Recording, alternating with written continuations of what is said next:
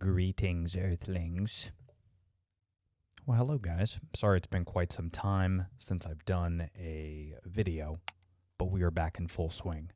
We're ready to rock and roll, and we're just going to get right into this news because this is pretty exciting. And I've said this for years and on many different videos that DC has a plethora of incredible properties, and the fact that they're not dipping into more of the characters like the Nightwings of the world and Robin and all that. You know, they tried to do in the past, obviously, but things have changed. We've gotten smarter.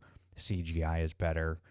Writers keep getting better. So you have all these properties, and according to We Got This Covered, it looks like Nightwing is potentially in development, and it could be part of the Snyderverse.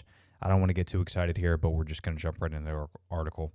According to WeGotThisCovered.com, and of course I'll leave the link in the description below, it reads to say the constant creative uphills and personnel reshuffles that have plagued the DCEU since its very inception have seen a huge number of movie announcements over the years, sometimes even with the writers and directors attached, only for them to fall off into the abyss of development hell.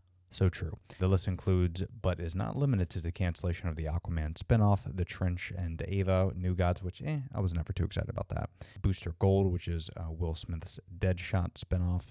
The Gotham City Sirens, which of course was supposed to be the Joker and Harley Quinn spinoff, which we know what happened with Jared Leto and Margot Robbie. That's unfortunate. And then, of course, some solo films like Cyborg, Green Lantern, and Nightwing. Now, the latter came attached with some exciting talent setting up to the Lego Batman movies, Chris McKay, to have the live-action directorial debut from the script by Ozark creator Bill Dupskew. However, it didn't gain much momentum, and McKay eventually helmed Amazon's upcoming blockbuster The Tomorrow World, which I did a trailer reaction to that. That's pretty dope. I'm excited about that. While doing press for it, though, he offered the first real Nightwing update we've heard in close to 3 years. The filmmaker revealed his hopes that he'll get around to making it, but admittedly the constant indecision on Warner Brothers' part was a holdup. Shocker. Warner Brothers, get your shit together. I don't know how many fucking videos we got to put out. But we've now heard from other sources, the same ones that told Zack Snyder's Justice League was heading exclusively to HBO Max, which of course we know to be true, that Nightwing will be positioned as part of the Snyderverse. What? Whew.